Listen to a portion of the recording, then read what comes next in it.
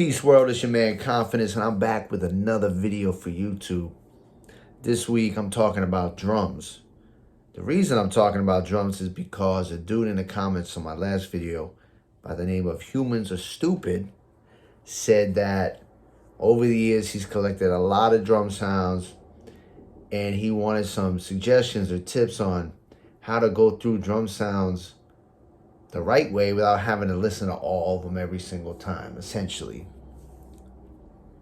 So I thought I would make a video addressing some of that, at least giving you some suggestions, showing you on Reaper how I would go about doing it.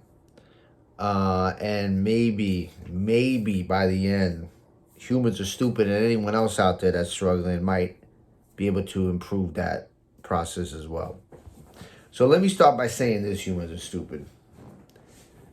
If I look at your comment again, I got it over here. How do you make sure you pick the right ones without going through them all every single time? Well, there is no easy answer for that. You can't, there's no method that allows you to pick the right sounds without having to go through them all every single time. The question is, how do you start your beats? Do you start with the drums first? Do you start with the samples? If you start with the samples first, you might have an easier time picking drums, because when you listen to the drums after you have sounds, you'll say to yourself, oh no, this doesn't have the right feel. This doesn't have the right feel. Oh, this one actually could work. Let me put that on top of the sounds. If you pick your drums by themselves, which is normally what I do.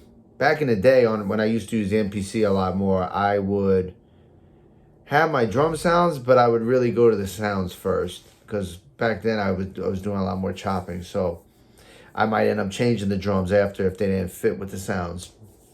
But today I generally just go to the drums first. If you go to the drums first, you have an open canvas. You can choose anything you want, anything that you think sounds good. One thing I would suggest is, and I don't even know if it's a worthwhile suggestion, I'm sure you have beats or songs that you've made or that other people have made over the years where you're like, wow, those drums sound so good. Do your drums sound like that? If they don't, despite all the drum packs you've collected over the years, the drum sounds just aren't good enough. I'm sure you've gotten better now than when you started, however long ago that was. Your drums should have evolved as well over all those years.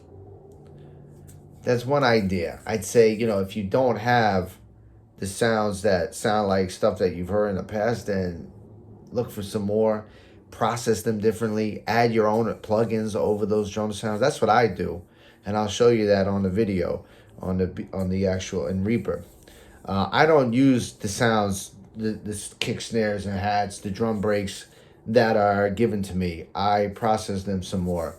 I check out the wave, make sure it's not crazy, too loud, and I add my own plugins on top of them, because I want to change the feel. Just like the samples, I want to change the feel of the samples, right? I want to change the feel of the drums. That might be the biggest takeaway here. Humans Are Stupid. 3 minutes in, I'm going to give you the biggest takeaway. Process your drums. Don't just use the drums that were given to you in the drum packs. And I'll show you what I'm talking about. Outside of that, you just got to keep listening to the sounds until your ears tell you, yeah, that one. No. I'm sure you do it pretty fast at this point. No. Yes. Okay, let's run with it. Again, maybe if you find those drums first and you start adding sounds, maybe the snare needs to change. Maybe the hi-hat needs to change, right? No big deal. Swap it out. I'd say overall, that's the concept. There's no silver bullet. You're not going to be able to just turn on whatever you're using and find drums in a matter of minutes. Sometimes it can take 20 minutes just to find the right drums. Come to find out, an hour later, you might change them with your sounds. Nothing's set in stone, so it's a process. It can be tedious. There's a big payoff, though, just like with the sounds, right? You put the time in. The payoff is, wow, these drums sound so good. This beat sounds so good. That's the payoff. Other than that, you're not going to get away without spending some time picking your drum sounds. But let's hop over to Reaper and let me show you what I do. Let me give you a feel. That might put them all together for you and everyone else. All right, I'll see you over there. Peace. All right, here we are in Reaper. I have my folder of drums, collecting these, like you said, a long time. Some of these drums go back to '08, I believe, was the first drum break that I purchased. 2008. I still have it. He told me don't pass this out to others. I never did. I'm sure other people did. Anyway, fun fact maybe. So let's go through the process. Let me show you what I do, what I referenced in the other video about processing your drums to give them a second chance at a new lease on life. So let's go through some breaks first. I'm going to click on any folder here. I don't know if there's breaks in here. There are. Okay, let's listen to these.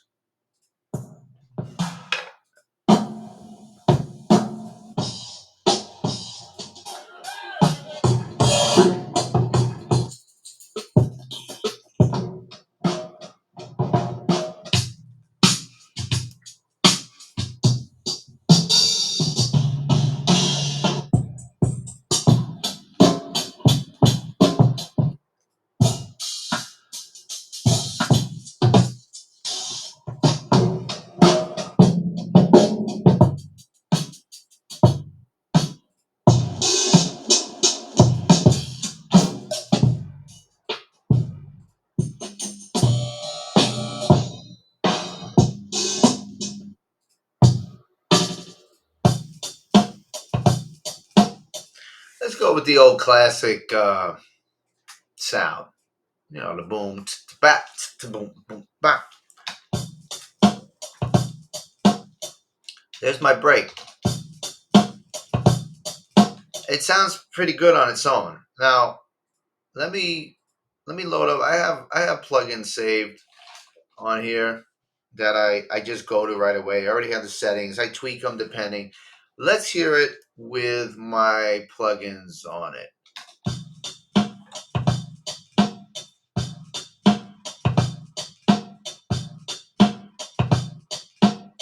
Let's hear it without.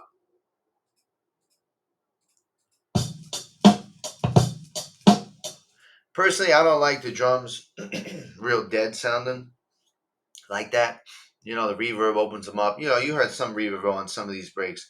But with the other settings as well, I like the sound overall a little bit better than without them.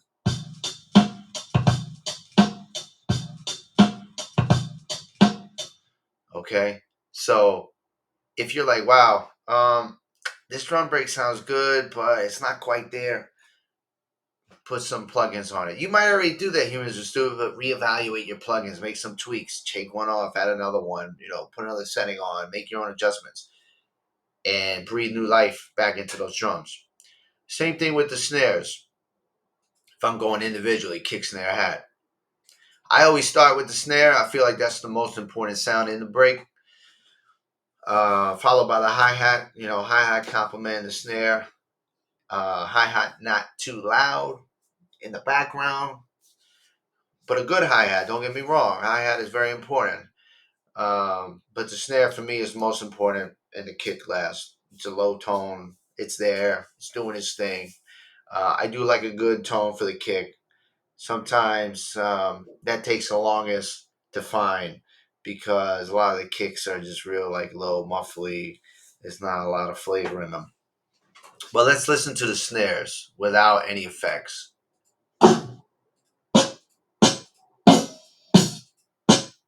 I kind of like this one. We'll try a couple so you can hear.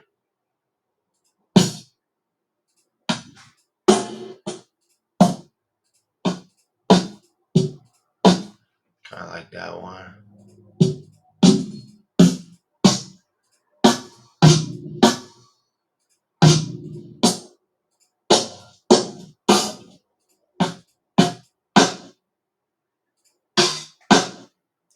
It's a little loud, but we'll try it.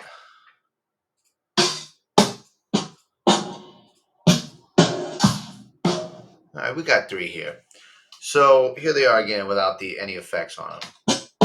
Let's just lower this a little. Too loud. Here's with the effects.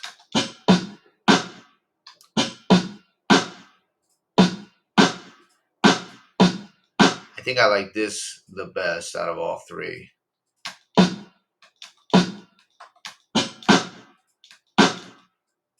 This one's cool. 1, 2, 3 will be my choice. But like I was saying earlier, it's kind of like you're breathing new life into these drum sounds. They didn't sound like this when you got the drums. So that might allow you to go through them quicker if you have new settings, new plugins on these drum sounds. That's kind of like the main takeaway I wanted to highlight with the video. You know, my process and how I go about it. So hopefully it's helpful. This side of it, this visual. But let me know in the comments. Ask me any more questions in the comments, and I can address it there. All right, peace.